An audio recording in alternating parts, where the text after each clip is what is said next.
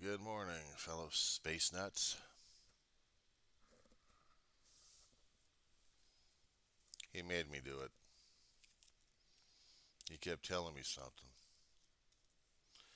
He's telling me it's 3:28 in the morning, 3:29 in the morning Pacific Standard Time. It is July 20th, 2023. What is it about the 16th of July?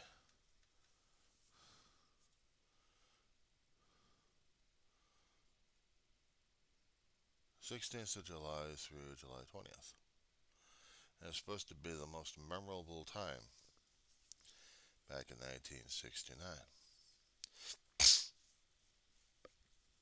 And the thing of it is, I was a 20-year-old, oh no, I was a 3-year-old snot-nosed kid sitting in the apartment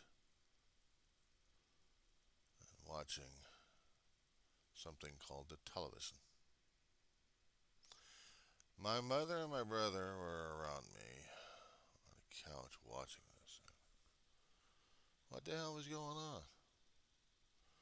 I didn't even remember seeing the damn launch, but if it did, I wish I had memories of it. Everyone was freaking out when the ship launched. But all we were sitting here and watching and waiting. And the extraordinary happens, like, I don't know what the hell's going on. I'm a 3-year-old kid. What the hell do I know? It's all new to me. I didn't even realize that part of this would be part of my history. No realizations. I did have realizations that I didn't know what the hell was going on as a 3-year-old kid. But here we are, 3:30 in the morning. 3:30 in the morning.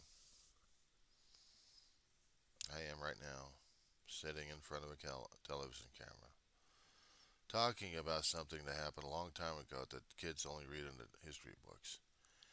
And this would be probably sent over to Buzz Aldrin. I'm sorry, retired General Buzz Aldrin, sir.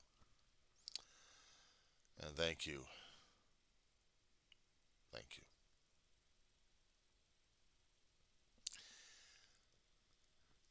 He was the one astronaut. Well, everyone wanted to see Neil, but I still wanted to see Michael Collins, and I wanted to see Buzz. For years, Buzz Aldrin had an issue after the landing with everybody else who kept saying that the whole situation, the whole mission, everything else was faked. To this day, he still has issues over it. And rightfully so, because they did happen. We had it on record. We had it on cameras. Everybody watched worldwide. And yet people kept thinking this was all fake. This was all digital. This was all computer. This was faked.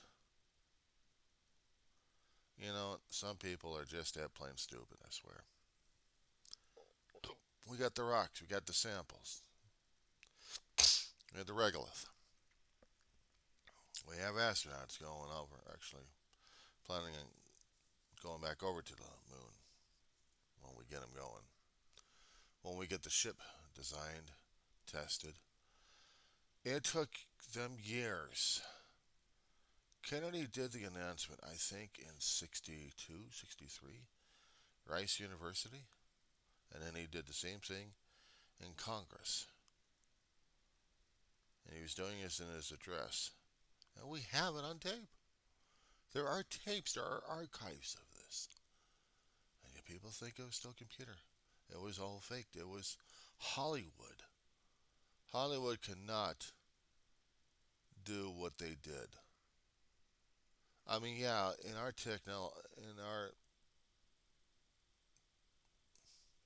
with our technology today regarding special effects, yes, today we could fake it, no problem.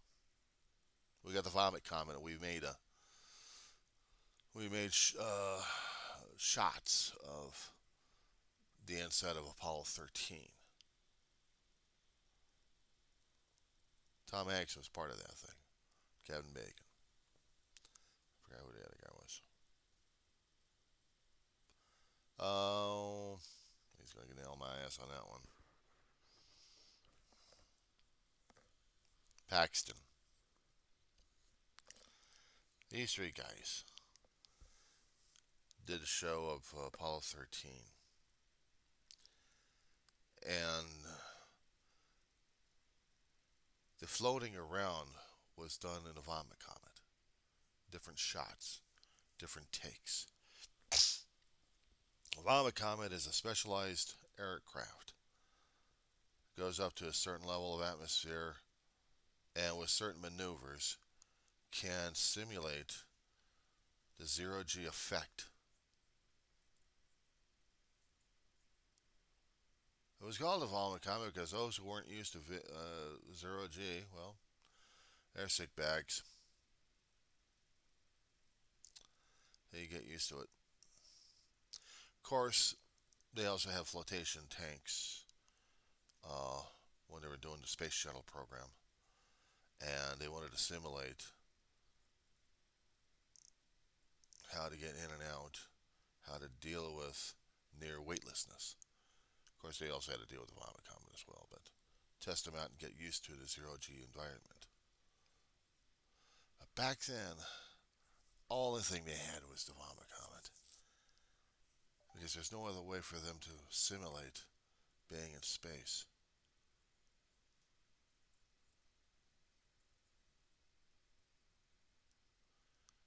Kennedy made those remarks. It took us several years to get a ship landed on the moon.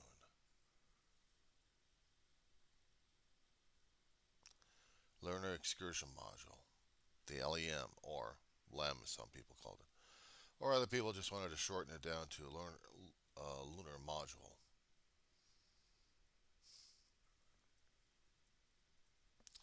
If you want a docu history in a dramatic fashion,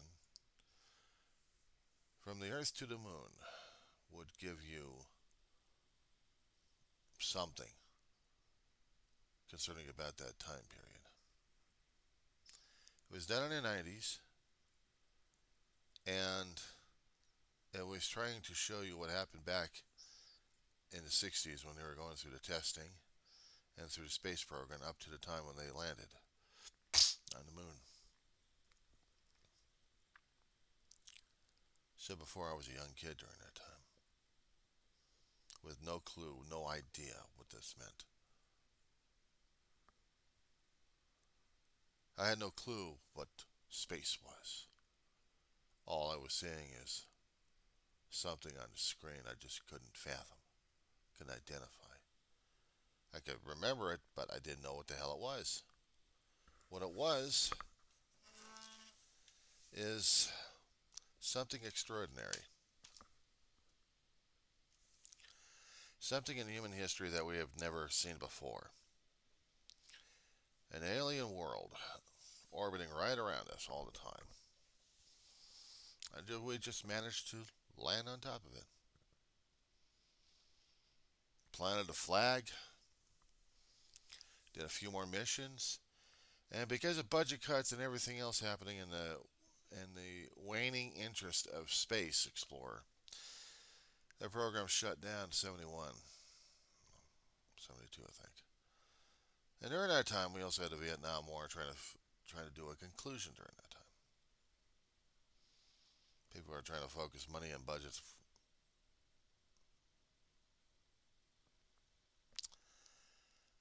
It was just crazy, that's all. A lot of people didn't think, okay, well, they saw the stunt, then what?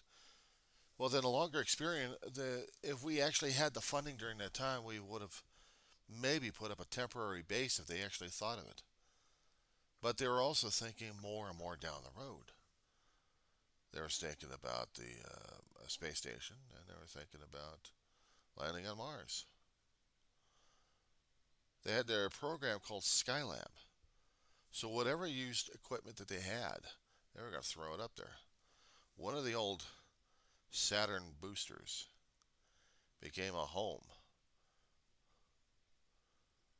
attach some solar panels to it, and it would be a functioning space station, the first space station for the United States.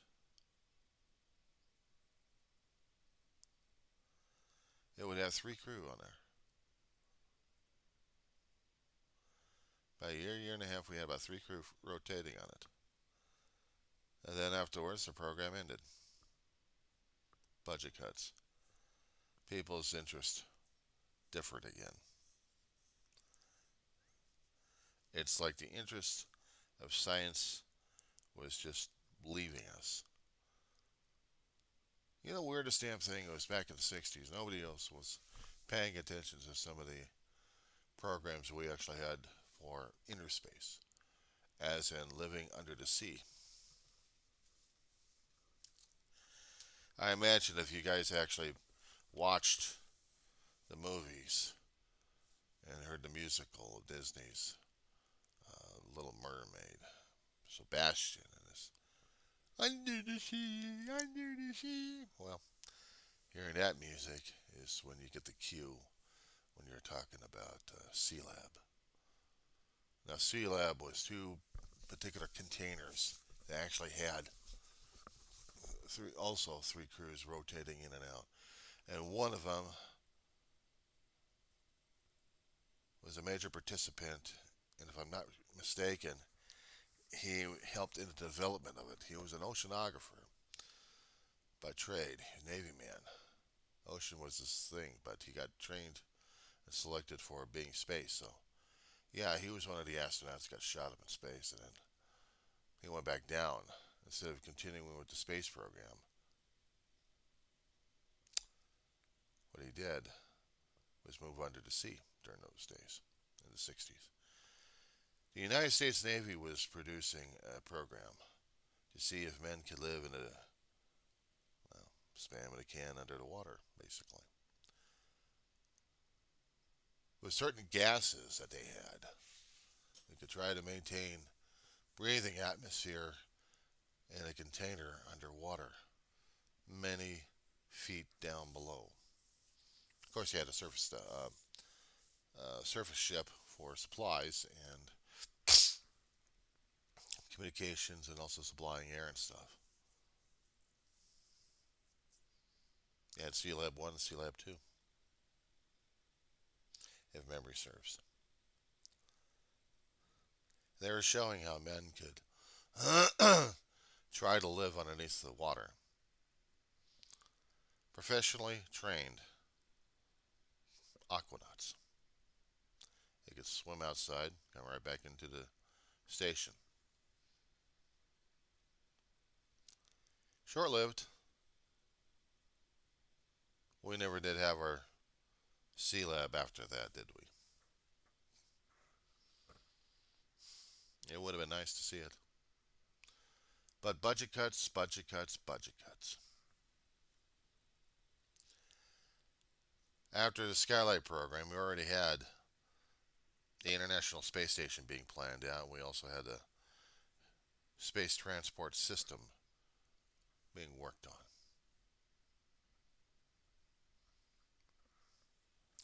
Late 70s, that's when we launched her. Oh, I'm sorry. 81 is when we launched her. Columbia. What was the Challenger? Sure the hell wasn't the Enterprise, that was for sure. Enterprise was just for show. She rolled out of the Plant 42, and we had the press release for the Enterprise. She was supposed to be named something else, I forgot. But it was a lot of public opinion, and Star Trek fans were out there making sure that the first shuttle was going to be named the Enterprise. She wasn't going to fly in space, but she was the test ship. Back then, in the 80s, the 70s, they were seeing how the space shuttle would perform in the landing. Not much on takeoff, but on landing.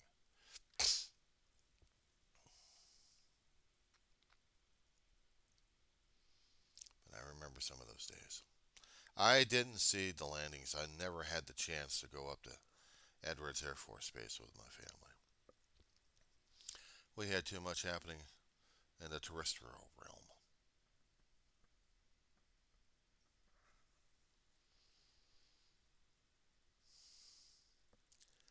The 16s were a different time all that time. We had the Cold War going on. We had to land on the moon because we had to win the space race.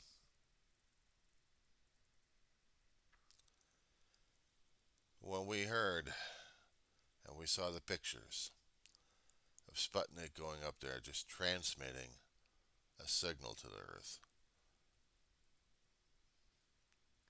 we knew that we had to beat this particular facet of the Cold War with the Russians. And we had our major beef on this one. This was all political. If we still had the funding back then for the Apollo program, we could have made it a lot longer and maybe built it up if we could have, if they actually had the plans for it. An ad hoc moon base would have been nice. And again, we would have to keep launching supplies and keep landing them on the moon or dropping them on her.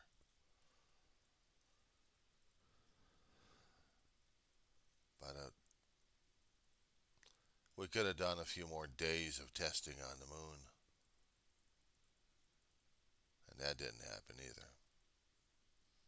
We only had about maybe 3 or 4 missions of scientific situations going on, experiments, setting up laser reflectors on the moon to keep getting accurate information off of it. What they found out throughout the decades, not many people in the public still know, unless they kept track of it. The moon is slowly degrading its orbit, becoming further and further out, increments by increments. Maybe in our lifetime we could see the moon just fly away eventually, but right now it's still there. It's still there orbiting us, still trying to control the tides, which we're now having issues with.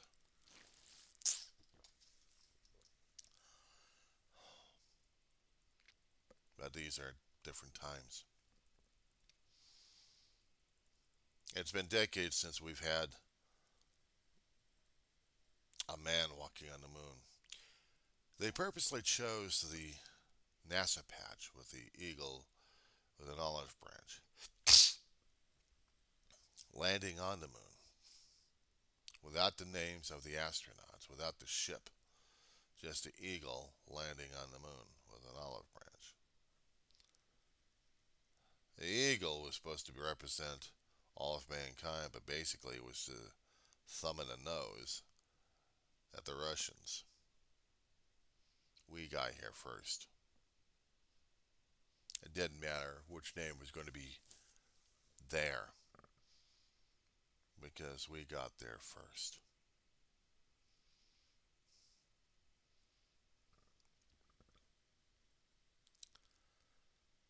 Now these days they're still planning on a comeback. China wants to do a walk. India eventually wants to do a walk. Russia, I don't know what the hell they're going to do. But America, the private industry these days, they're they're working on the ship design, and they'll have to do major constructions on it. They've been still testing the engines out left and right to see whether or not it's going to explode or not. But then again, it took us several years in the public sector, the government area, sponsored a lot of uh, aviation companies out there to build the Apollo capsule, the Saturn space rocket, the lunar excursion module.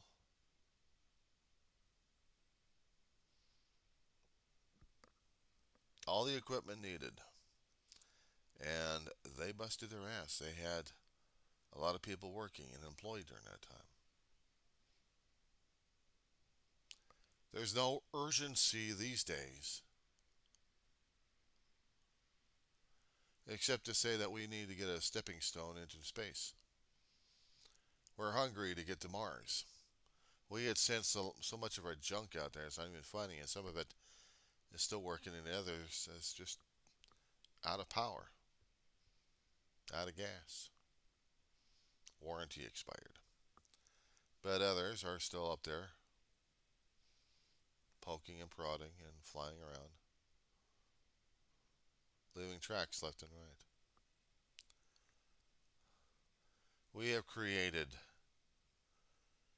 science fiction shows about landing on Mars. We did it with the moon.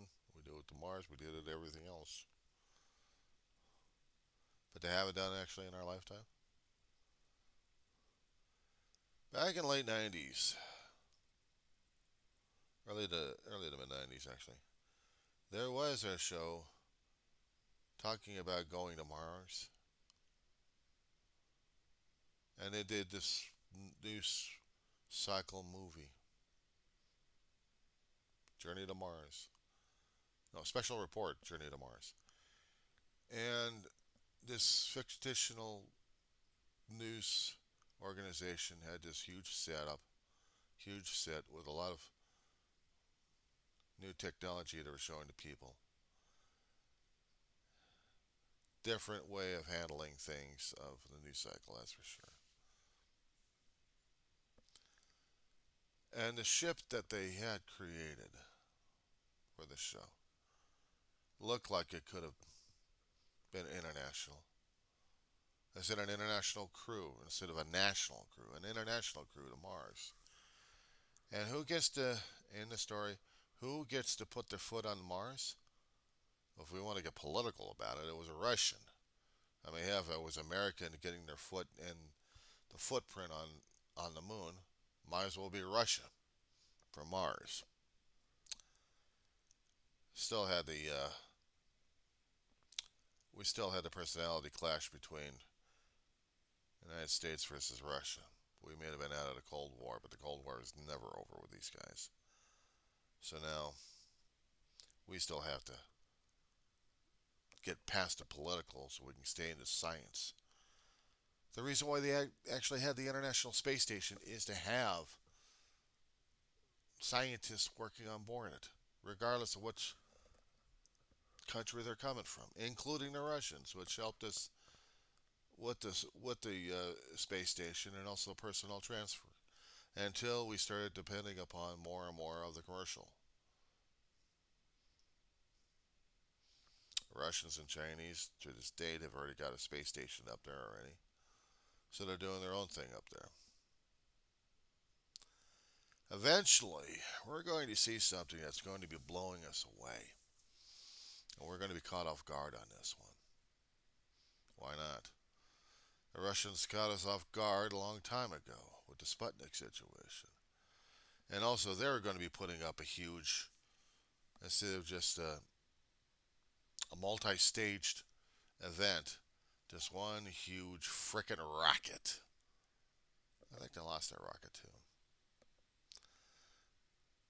But it was going to be going up to space. And it was going to be landing on the moon. Huge frickin' rocket of theirs. Never did.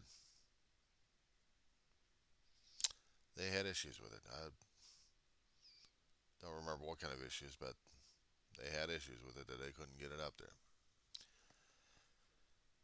So now we've got our own situations we're still trying to develop slowly. But one of these here days, we are going to have a national or an international crew. It would be nice if we had an international crew.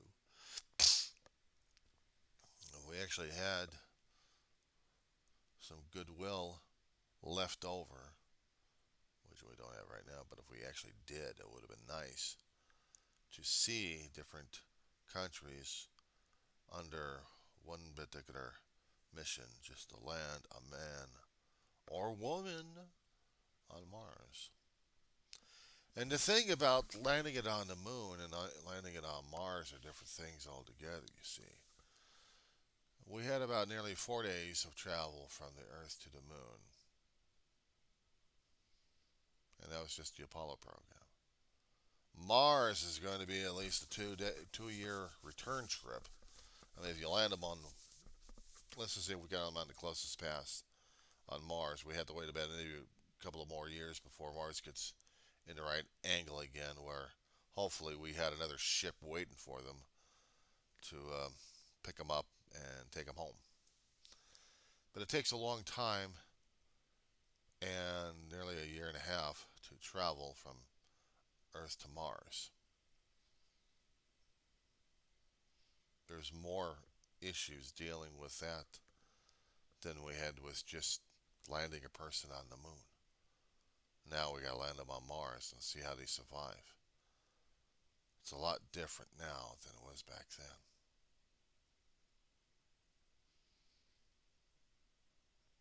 We were in a rush to get the landing done before the decade out because we wanted to make sure President Kennedy,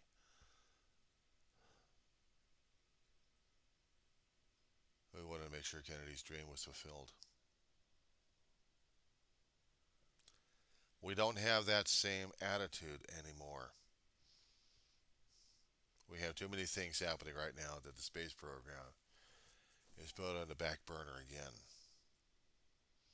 unless it's politically feasible, where we can actually gather funding for it. But with all the political head game happening right now, there's no way, I don't think, we're going to be able to get government funding. It's going to have to be the corporate that's going to have to put the people on the planet of Mars. If not, we're going to be dealing with the other internet. We're going to be dealing with the other countries doing it specifically for national recognition. And I think we're going to get that either by China, by Russia, maybe India. At this point, if we survive all the crap we've got going on right now, I hope so. I hope so. This is the Weaver Agency of Rosamond, California, signing off. Oh, by the way,